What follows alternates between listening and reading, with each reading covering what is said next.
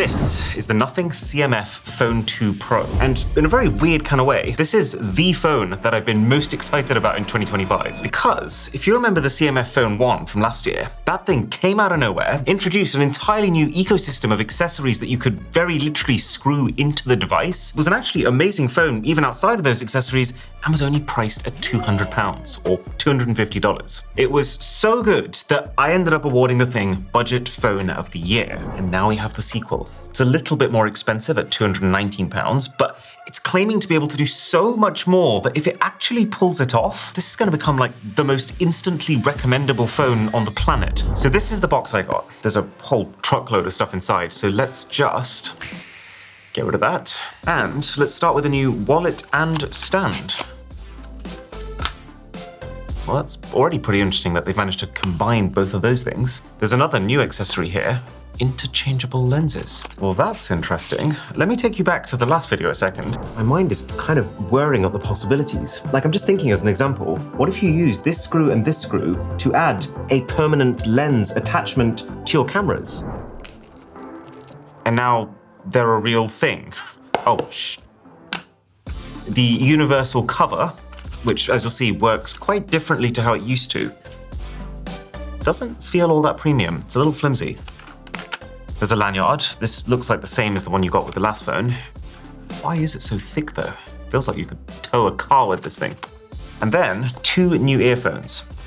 So these are the Buds 2, which look like a very basic pair of £39 wireless earphones. And they feel about as plasticky as you'd expect them to.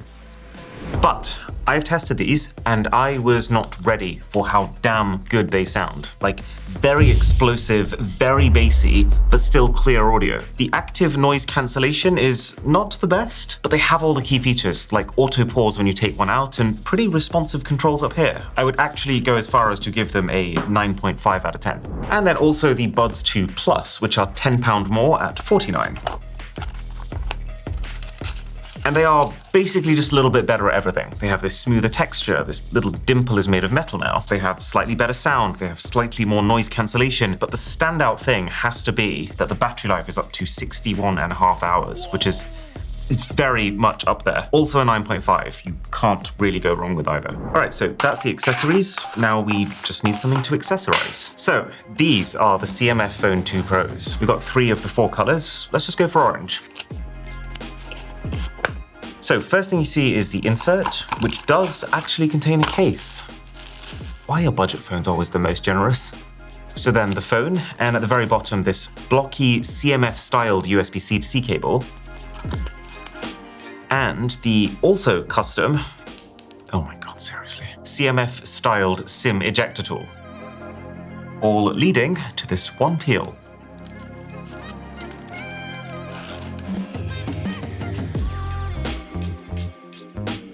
So, what has actually changed since the first phone?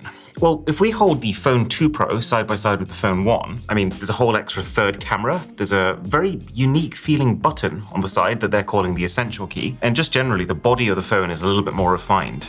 Kind of like the Phone 1 just went to the gym. It's about 5% thinner, it's about 5% lighter, and it's a little curvier, so it doesn't dig into your hands as much. One weird thing is that there are slightly different finishes depending on the color that you pick. Like, they're saying that the green and the black are meant to look glass-like, but in person, I actually don't like them because it's not glass, and in trying to fake glass just feels more like every other budget phone out there. So, let's get rid of these, and we will stick to the orange, because I think they've done a better job here.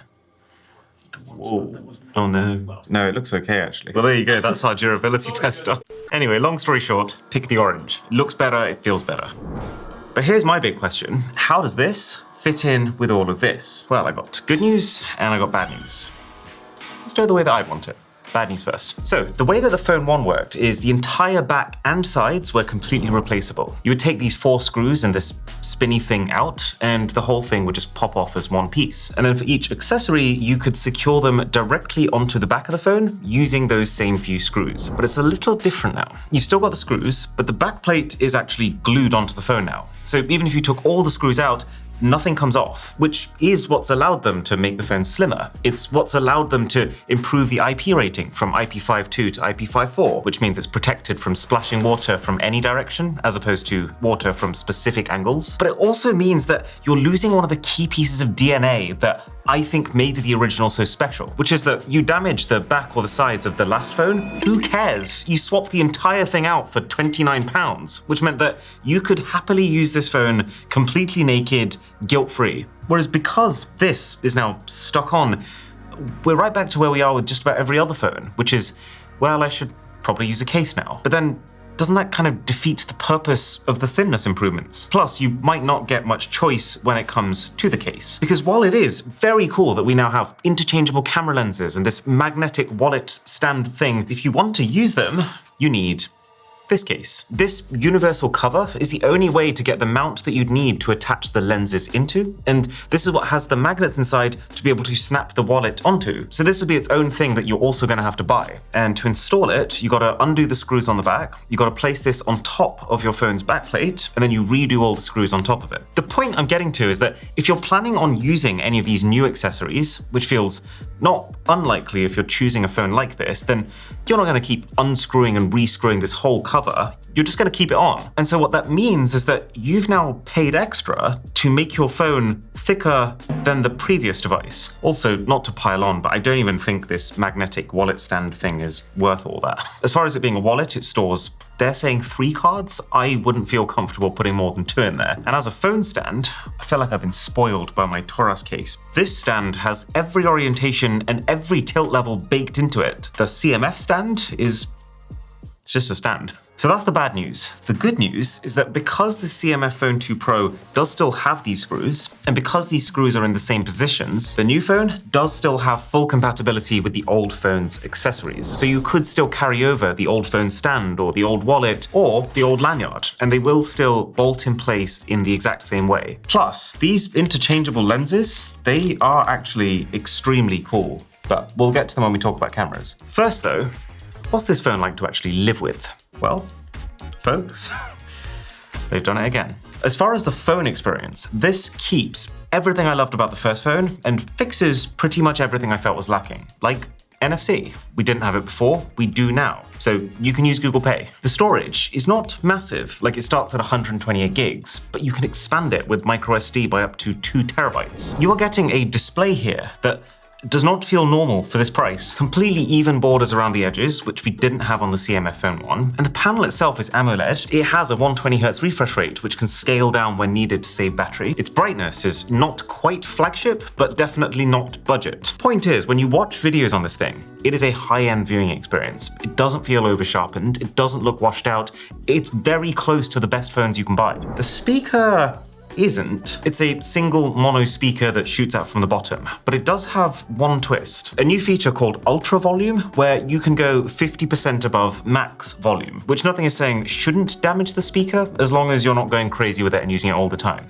And it does actually make a big difference. Let me give you a real-time demo. So, you're these ears. This is what the phone would normally sound like to you on max volume. Now we're going to go up to boost volume.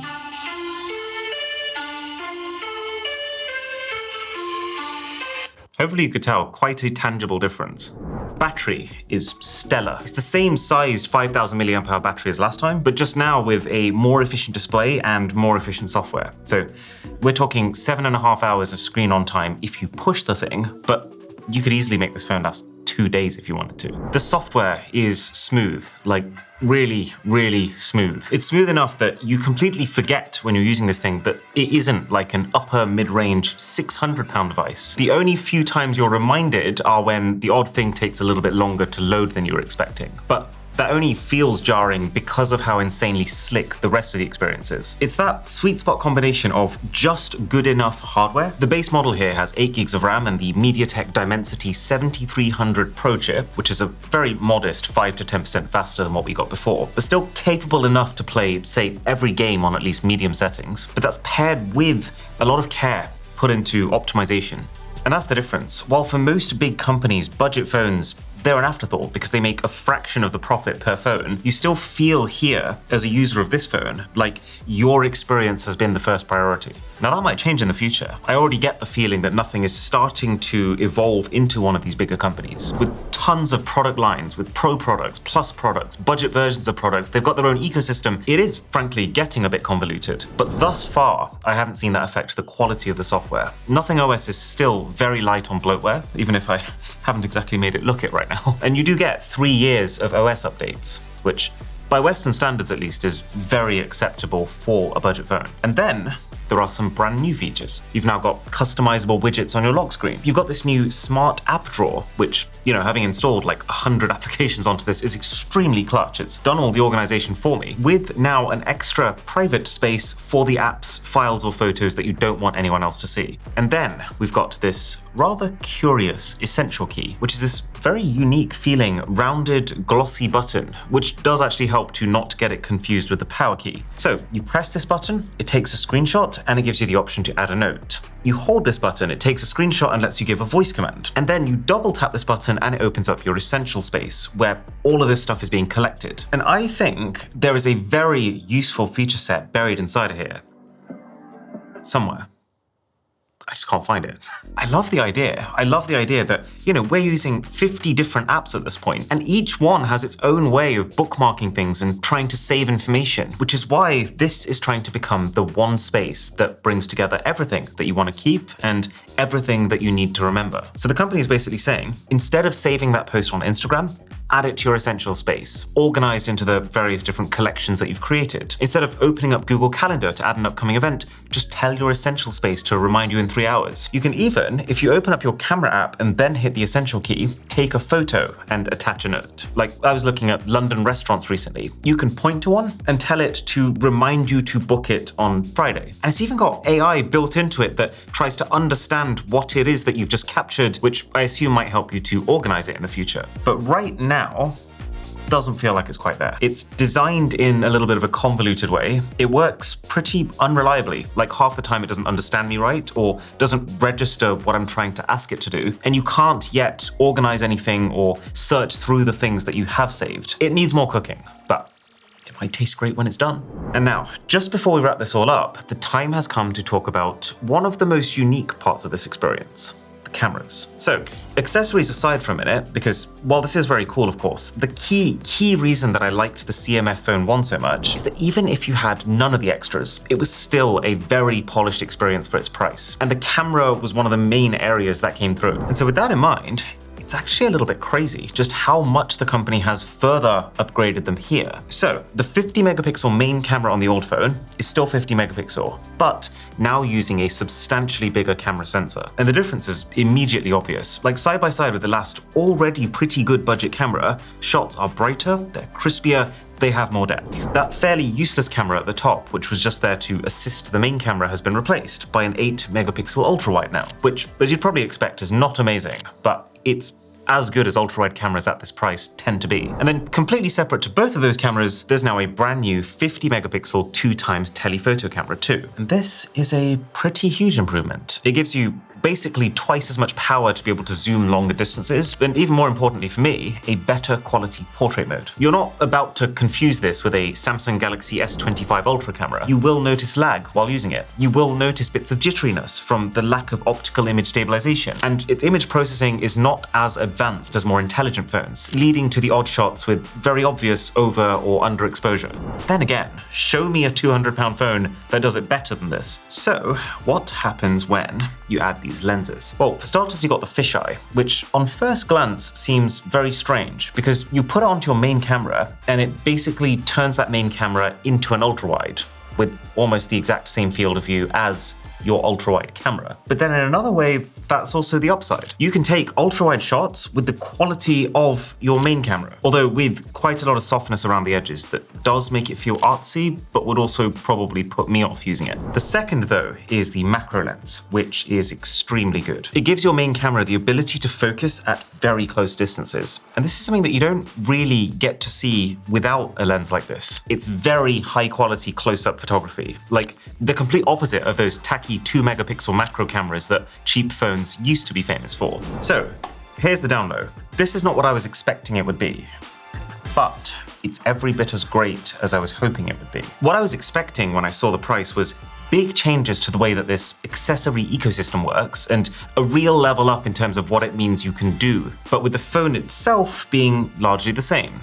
In reality, kind of the opposite. Like, there aren't that many exclusive new accessories, and I don't think the ones that they have made are particularly game changers, especially because of this whole fiddle with this universal cover that you have to do. But then the phone itself is far more of an improvement than the small price jump would make you think. Especially in this budget segment, things don't usually move this fast, making this, as prophesized, instantly recommendable.